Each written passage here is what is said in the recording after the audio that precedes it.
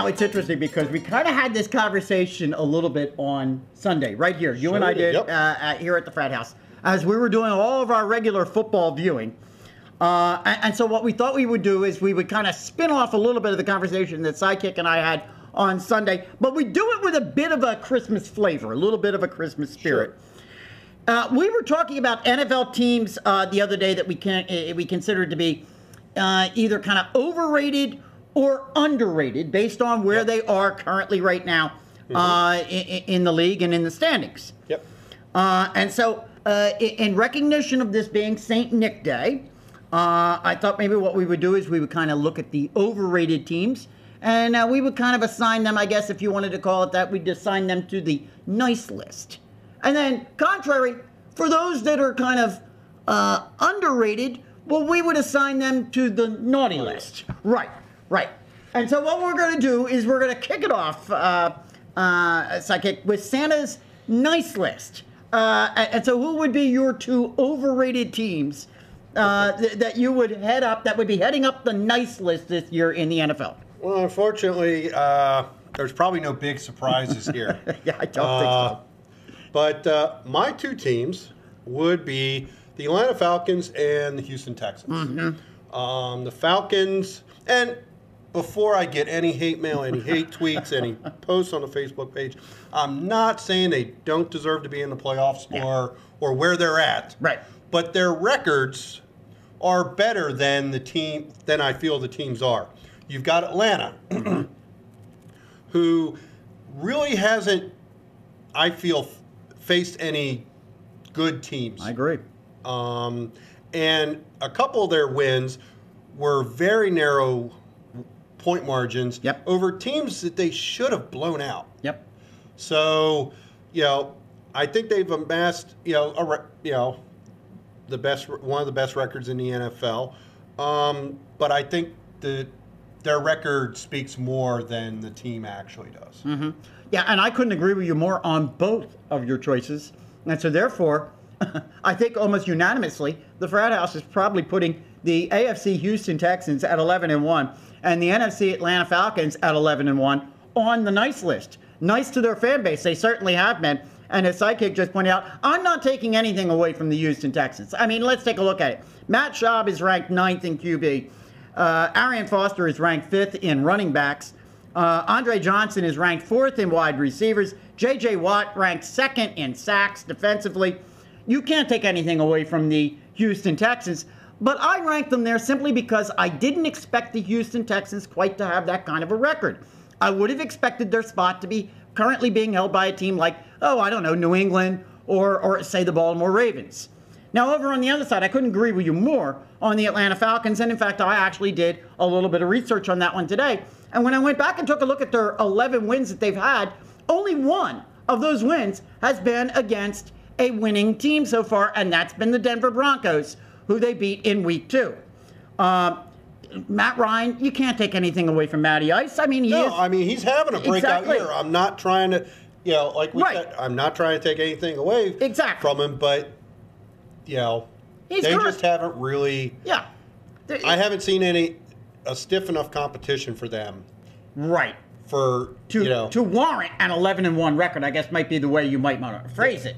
I mean, with a different type of a schedule, would the Atlanta Falcons have an 11-1 record? I'd like to go take a look and give them a different schedule and see whether, in fact, that would be the case. But, it is what it is, and everybody always comes back and says, well, on any given Sunday, and, NFL teams are NFL teams, and anybody can knock anybody off in any given week. And these two teams are getting it done. So there it is. But Atlanta, hey, listen, I think both the Atlanta Falcons and the Houston Texans should be happy they're on the nice list. Yep. Now, if we go over and take a look at Santa's underrated list, who's going to get a stocking full of coal on that one, Sidekick? Huh? Where do you have that one going? Well, actually, and now this might be where I surprise some folks. For my underrated teams, I'm going with both of the rookie quarterbacks and their teams. I'm going with the the Redskins, who are 6-6. When we started out the season, I don't think anybody predicted either of these teams to be at 500 or contending for the playoffs. Now RG3 has been carrying more of the workload for the Redskins, but they're in the hunt for the NFC East. Who'd have thunk? And then on the other side, the Indianapolis Colts are 8-4. Now, their record is more of a team record. The defense and everybody else has been picking up the pieces along with luck. But those are my two teams. That I think are underrated. The Colts are in the playoffs, and the Skins could be in the playoffs. Yeah, underrated from the standpoint of where they were expected to be at the beginning of the season, and that's exactly what we're talking about. All right, while Indianapolis has got right now a very good winning record, no one expected them to be there, as Sidekick just pointed out. Right. Now, from my perspective, I'm looking at it this way, and I'm going, hey, I kind of expected, and maybe I'm in the minority, but I expected the AFC Miami Dolphins, who are currently 5-7. I think they're underrated. I expected them to be a little further along than where they are. Albeit, you've seen a vastly improved defense there on the Miami side. You've got Cameron Wake over there, who's ranked 4th in sacks. Reggie Bush is having another steady year. Brian Hartline seems to be the guy that Tannehill absolutely wants to go to, and that's ranked him 12th in receiving.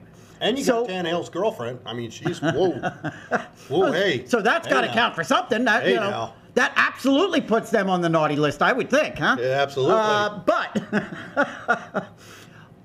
although I did say the other day, and I want to point this out, I expect Miami to be one of the more improved teams going into the 2013 season next year. Now, on the other side, I'm going to throw your St. Louis Rams in there at 5-6-1. Also is an underrated team. I think there was a lot of expectation. I might be wrong. I'm not a St. Louis native, but I might be wrong. Jeff Fisher coming in, you would have thought that perhaps maybe they'd be a little bit better, and they have. They're a better team defensively, and I think this is another team that you can see vast improvement from in 2013 as Fisher begins to address some of the offensive issues. Sam Bradford is the biggest question mark in all of that, I think, and I think in some respects, Sam might put them right on the nasty list just by virtue of that. But that vastly improved defense right now is being led by James Laurinaitis, who is ranked 3rd in the entire league with 166 tackles. And Steven Jackson has had a very good year. Yes. He's currently healthy. Yeah, he's currently ahead of LaShawn McCoy, who is considered to be one of the 5 best running backs. Now, I understand McCoy's missed a game or so, but listed as one of the 5 best backs in all of the league. So the St. Louis Rams I put up there as a team that I think is on the naughty list because I kind of expected more from them. I'm sure you did as well. Well, see, when it comes to my Rams, I always am a realist about their performance, and I knew it wasn't going to be. We were going to go, what we did last season, and then all of a sudden magically turn around and we're going to be in the playoffs and. Right. We're going to win the going to win the West. I don't think anybody expected that, right? But here we are, contenders for the playoffs, which I find good news. Yes. Defense has shown up.